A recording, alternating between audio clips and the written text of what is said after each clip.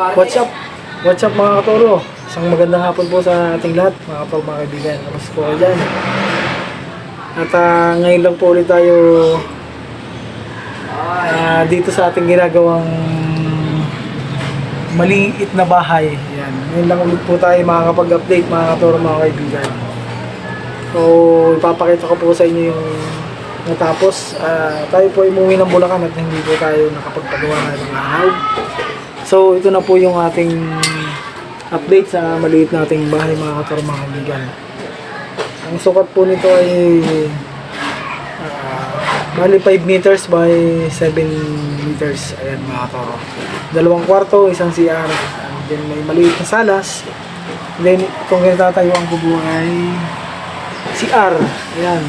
And then itong lalakaran ko po na papunta dito sa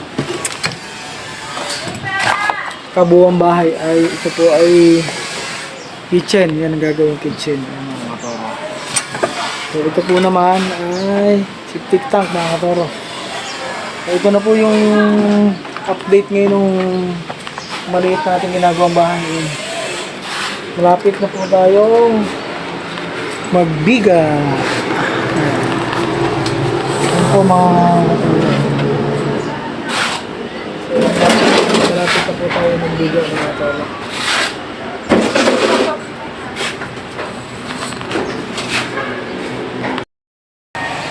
Haliga at ating pong papasukin. Doon po tayo sa kabila dadaan. Ayan. Ayan na po. Ayan na po yung update. So, bali, dalawa lang po yung gumagawa ngayon. 2 pogi ang gumagawa. So, ito po yung harap ng bahay. Ayan. So, ito po yung may hagdanan, maliit na balcony. Balcony po nito ay 1.2 lang sukat. Ayan. Ito pong kwarto ay bali 3 meters by 2 meters. Ayan. So magbibiga na po tayo sa sunod. Ayan mga toro. So ito lang po yung salas niya. So bali yung pinto niya ay magkadikit niya. Ito po. So isang kwarto at ito naman yung isa.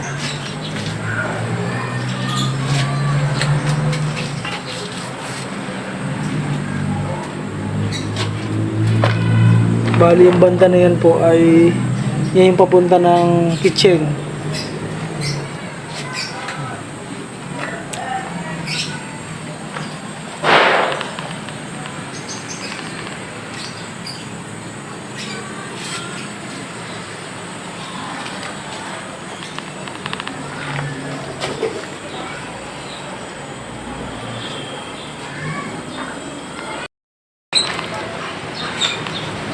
So yun po mga katoro.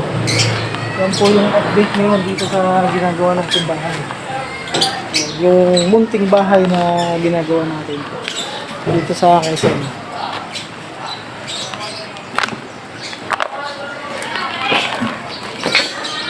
Yun po yung isang katulong nito ay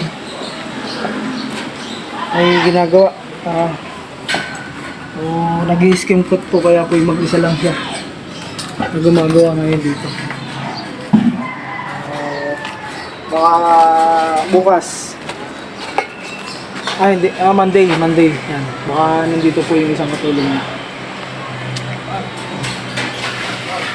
Ito mga katulong yung update natin dito sa ginagawa natin bahay. And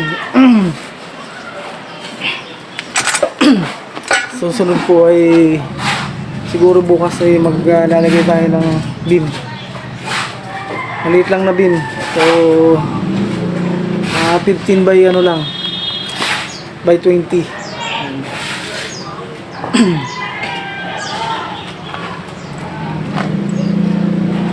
Ano po turo mga kaibigan.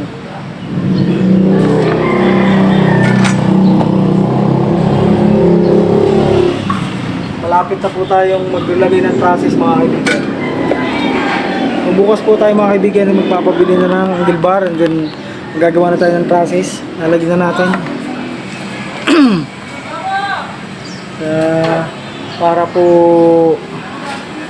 habang maaga ay malagyan ng bubong at nang hindi mainit yung mga nagpipinising sa loob ng bahay. Ano po mga kaibigan.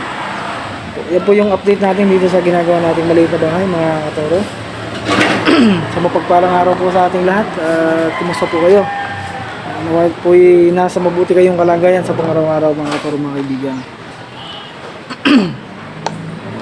At kung ako po'y bago pa lang sa inyong page at ako'y mga padaan, paki-subscribe na lang, paki-click yung notification bell, like and share po para po updated kayo sa aking mga random videos sa pang-araw-araw mga katoro. Salamat po. Salamat sa inyong lahat at sa muli pong video natin. Bye po. Bye po.